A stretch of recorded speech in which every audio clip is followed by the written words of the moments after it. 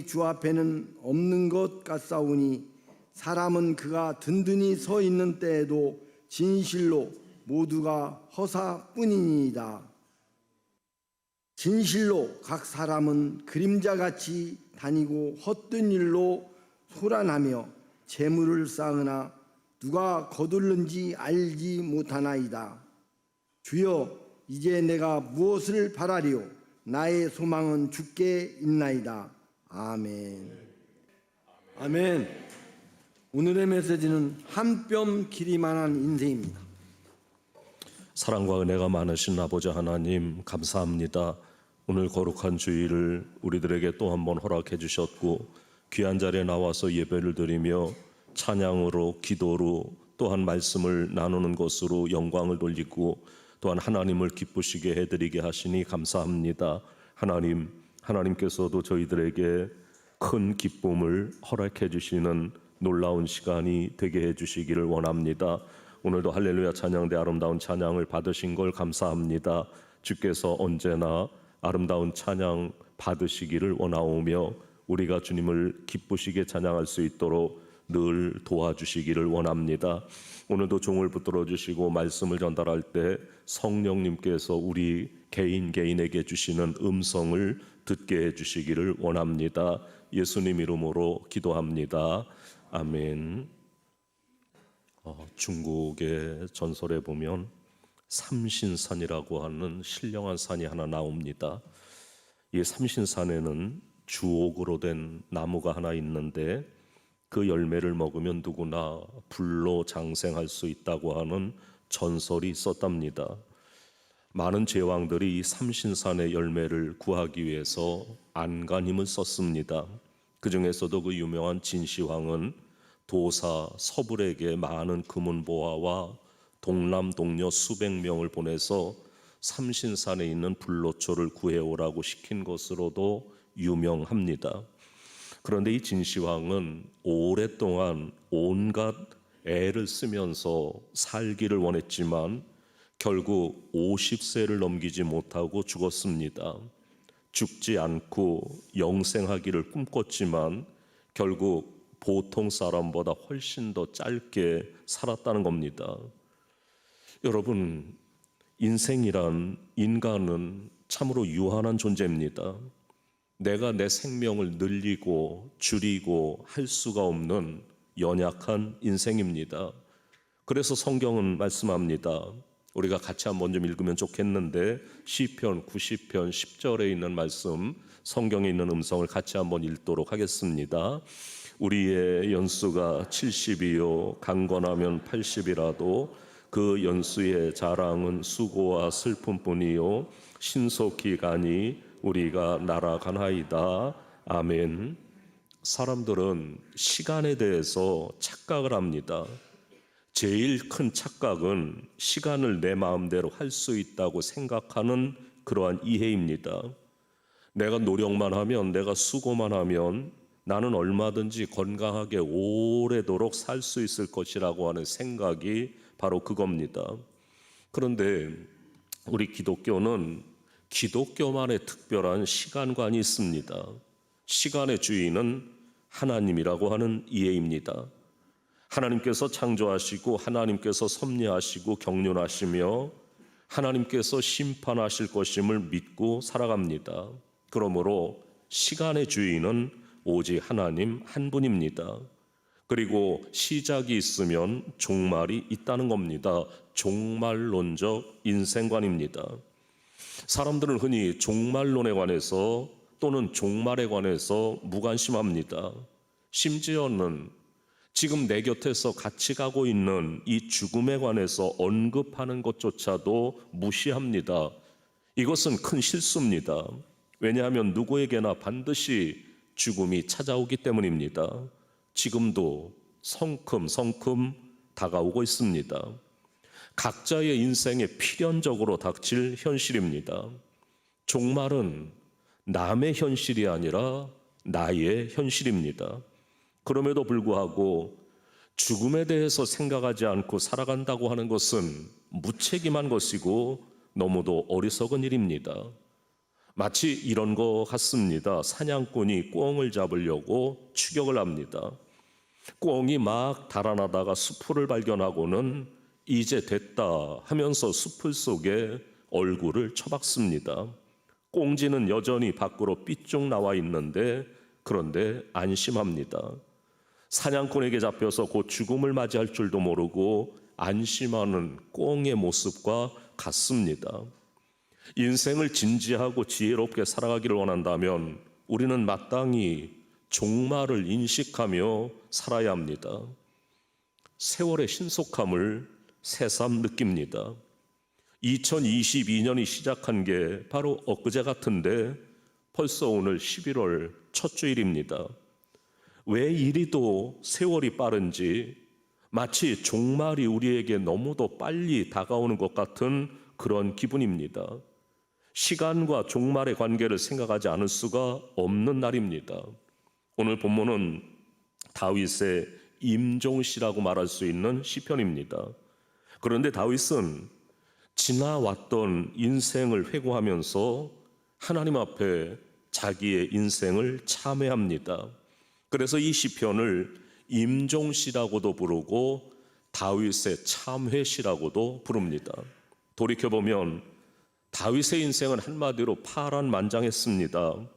어린 시절에는 천한 집안에서 태어나 목동으로 고달픈 세월을 지냈습니다.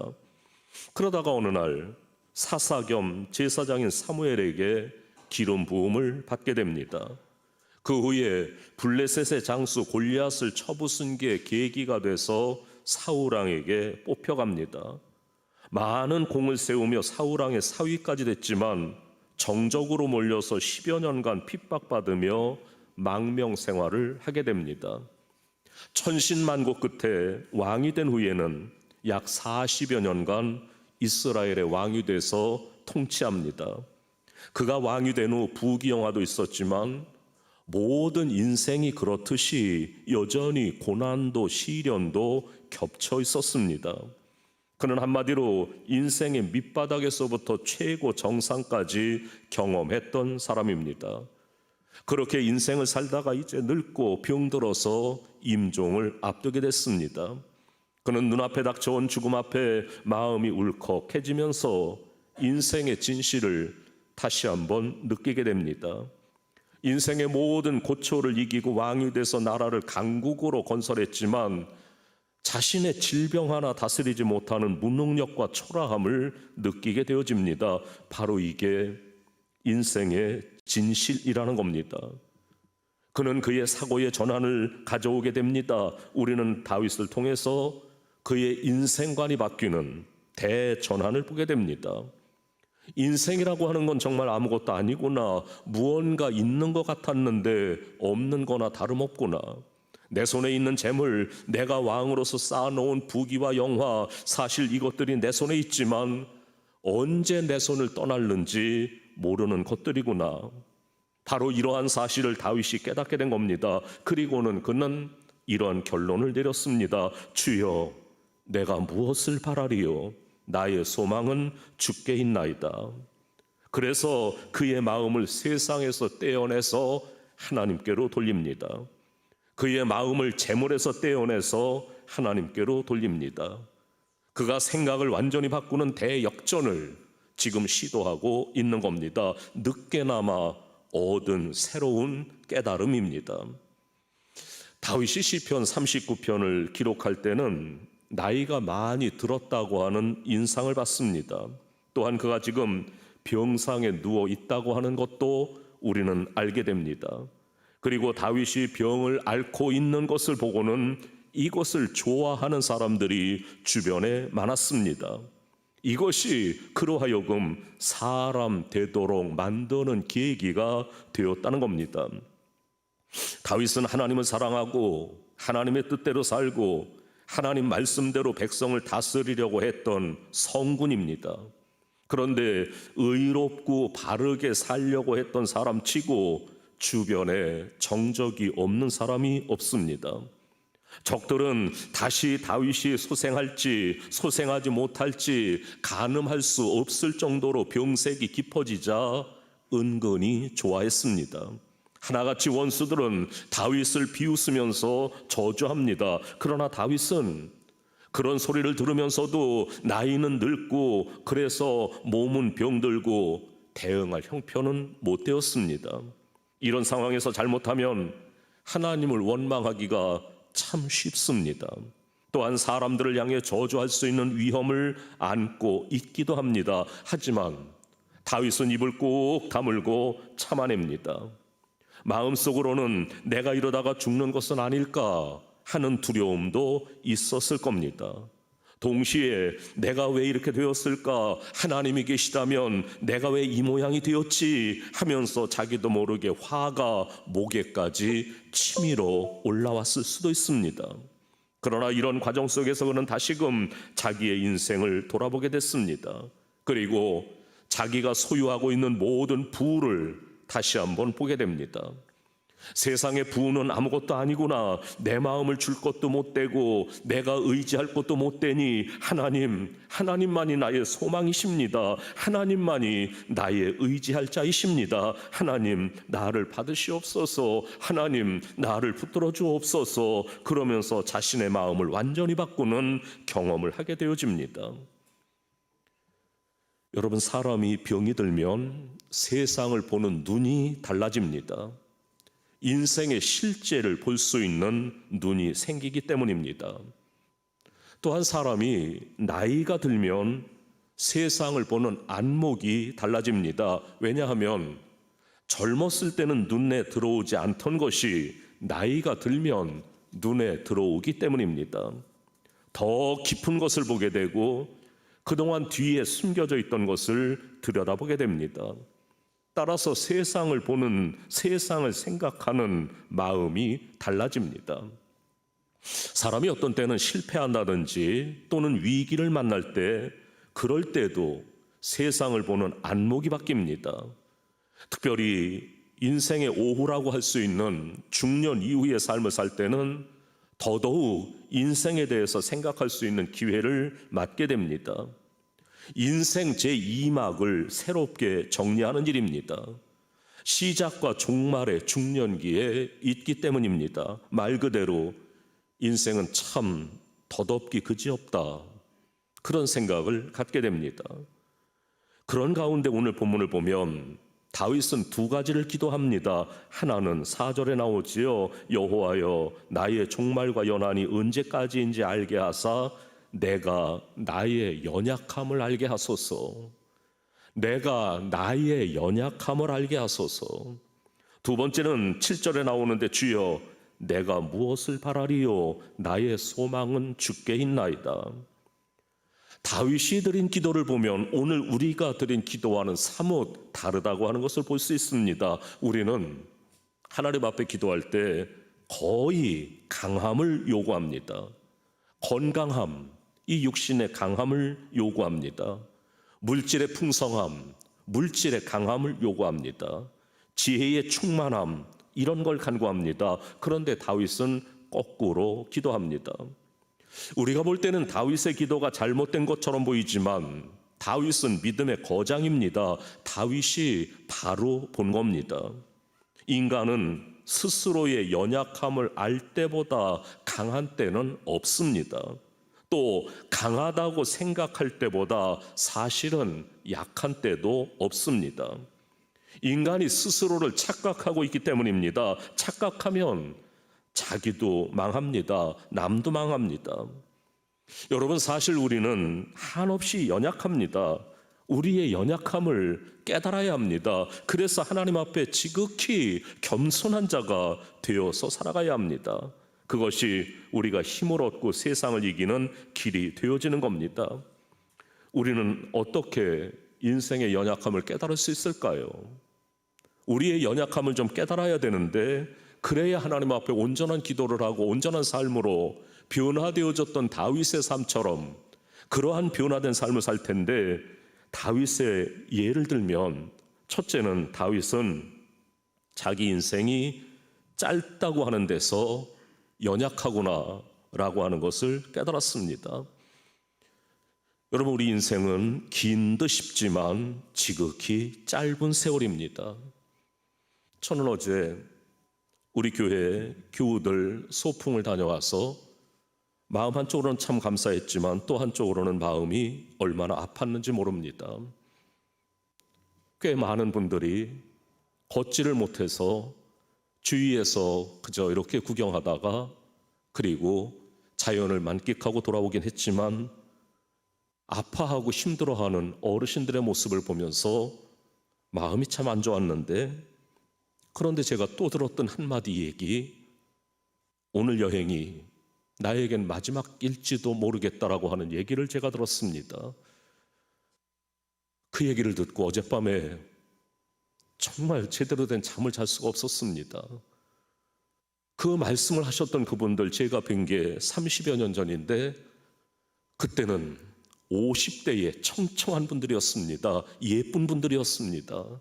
아름다운 분들이었습니다. 건강한 분들이었습니다. 그런데 지금은 잘 걷지를 못하시는 거예요.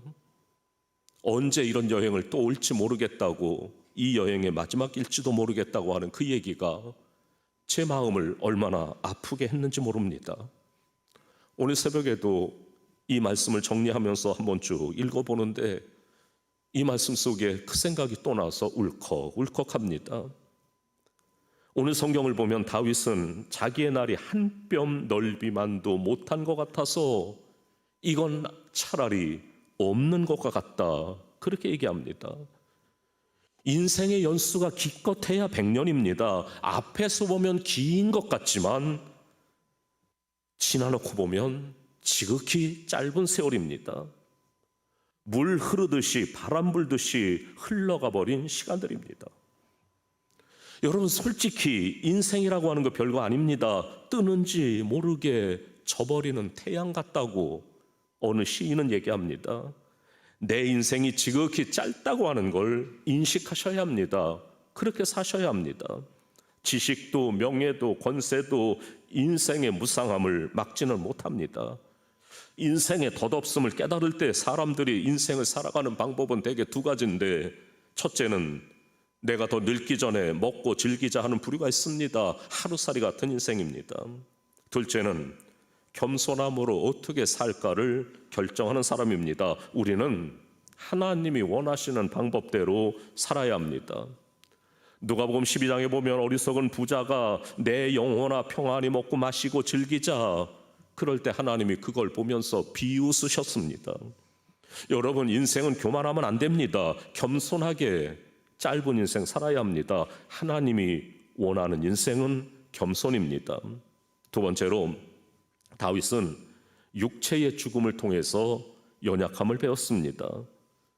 이 죽음이라고 하는 것은 인생에 풀지 못하는 최고의 그리고 최대의 수수께끼입니다. 아직까지 역사 이래 죽음을 이긴 인간은 아무도 없습니다. 수천 년 전과 지금과 동일합니다. 과거나 현재나 미래나 사람들은 동일하게 죽음으로 자기의 생명을 마감합니다. 거지 나사로도 죽었고 부자도 죽었습니다. 어떤 사람도 자기를 찾아온 죽음 앞에는 무력합니다. 그러므로 인간은 연약함을 깨닫고 겸손해야 됩니다. 모세는 죽음에 대해서 시편에 기록합니다. 시편 90편 5절에 주께서 저희가 홍수처럼 쓸어가나이다. 저희는 잠깐 자는 것 같으며 아침에 돋는 풀 같습니다. 이 죽음의 위력 앞에서 내게도 반드시 죽음이 온다는 사실을 깨닫고 연약함을 깨달을 때 우리는 겸손합니다. 전도서 7장 2절에 초상집에 가는 것이 잔치집 가는 것보다 나으니 모든 사람의 끝이 이와 같이 됨이라. 신자는 이것을, 살아있는 모든 사람은 이것을 마음에 두어야 합니다. 초상집에서, 장례집에서 나도 언젠가는 저렇게 되겠지, 나도 언젠가는 저렇게 떠나겠지 하는 인생의 지혜를 배울 수가 있습니다. 사람들은 매일 집을 나서면서 차를 타면서 오늘도 무사하기를 기도합니다. 준비해서 맞이할 수 있는 그런 자세도 필요합니다. 세 번째로, 사람들은 얘기합니다. 하나님 앞에서 이미 우리는 인생의 카운트다운은 시작됐다. 태어날 때부터 인생의 카운트다운은 시작되어진 겁니다. 하나님 앞에서 연약함을 배울 때 인간은 강해지고 보람있게 살 수 있습니다. 죽음, 덧없음 다 죄의 결과입니다. 사망에 이르게 됩니다. 죄의 문제를 해결해 놓고 인생 사셔야 합니다. 이 문제를 해결하지 못하면 어리석은 부자가 될 수밖에 없습니다. 인간에게는 영의 죽음, 육신의 죽음, 영원한 죽음이라고 하는 게 순서적으로 옵니다. 오늘 아무리 젊은 나이로 신세대로서의 발랄함을 자랑해도 이 죽음을 면할 수는 없습니다. 더 어르신들이 계신데도 제가 이 말씀을 드리는 것은 참 죄송합니다만 저도 10대에 팔팔함이 있었습니다. 20대에 건강함도 있었습니다. 30대도 지나봤습니다. 그런데 금방 지나가 버리고 말았습니다. 죽음이라고 하는 건, 영적인 죽음이라고 하는 건 특별히 가지가 나무에서 끊겨졌듯이 하나님께로부터 끊겨진 것을 말합니다. 육체적인 죽음이라고 하는 것은 풀의 꽃과 같이 기껏 100년이면 마르고 시들어버립니다. 여러분, 꺾여져 있는 그 인생이라고 하는 것은, 그 나무는 100년 인생밖에 살지 못하는 겁니다. 그걸 영원히 사는 인생이라고 착각하지 말아야 합니다. 일시적으로 살아있는 꺾여진 나무는 생명은 아닙니다. 왜 예수님이 생명입니까? 영원히 살아계시기 때문입니다. 반대로 죽음도 영원한 겁니다. 지금 아무리 푸르러도 반드시 메마른 때가 옵니다. 농부가 불태우는 날이 오고야 맙니다. 하나님이 육신적인 죽음 뒤에 심판하시는 겁니다. 여러분, 죽음의 문제, 죄의 문제를 해결하셔야 합니다. 죄의 문제를 해결해 놓고 이 땅을 사셔야 합니다. 예수 그리스도께서 내 죄 때문에 십자가 지셨습니다. 모든 죄인을 죽음에서 건지셨습니다. 구원을 얻기 위해서 우리가 무엇을 해야 되는 것이 아니라 그분을 믿을 때 인간은 비로소 구원을 얻는 겁니다. 범죄한 인간에게 하나님은 너는 흙이니 흙으로 돌아갈지라 라고 말씀하셨습니다. 그러나 예수님은 요한복음 11장 25절 26절에서 이렇게 얘기하십니다. 우리 같이 한번 읽어보겠습니다. 나는 부활이요 생명이니 나를 믿는 자는 죽어도 살겠고 무릇 살아서 나를 믿는 자는 영원히 죽지 아니하리니 이것을 내가 믿느냐. 아멘. 죽을 수밖에 없는 인간이 예수님 믿으면 구원의 문제도 죽음의 문제도 해결되어집니다. 예수님을 믿으면 생의 허물을 극복할 수가 있습니다. 예수님 믿으면 영원한 생명을 소유하게 됩니다. 시간과 영원히 만나는 체험을 하게 됩니다. 하나님의 아들을 믿는 믿음 안에서 살게 되어집니다. 사랑하는 성도 여러분, 이제 나를 지으신, 나를 세상에 내신 하나님의 뜻을 위해서 살아야 합니다. 예수 그리스도 안에서 이 땅과 하나님 나라를 다 소유할 수 있는 여러분들이 다 되시기를 주님의 이름으로 축원합니다. 기도합니다. 하나님 아버지 감사합니다. 오늘도 우리들이 하나님 앞에 나와서 예배를 드리며 인생의 모습을 다시 한번 돌아봅니다. 시간이 빨리 가는 것을 저희들이 느끼면서 인생도 그러한 것을 또 한번 느끼게 되는데, 이럴 때 하나님 나라를 소유하기 위해서 애쓰고 이 땅 위에서도 하나님의 영광을 드러낼 수 있는 삶을 살려고 애쓰는 우리 모두가 되게 해 주시기를 원합니다. 예수님 이름으로 기도하옵나이다. 아멘. 아멘.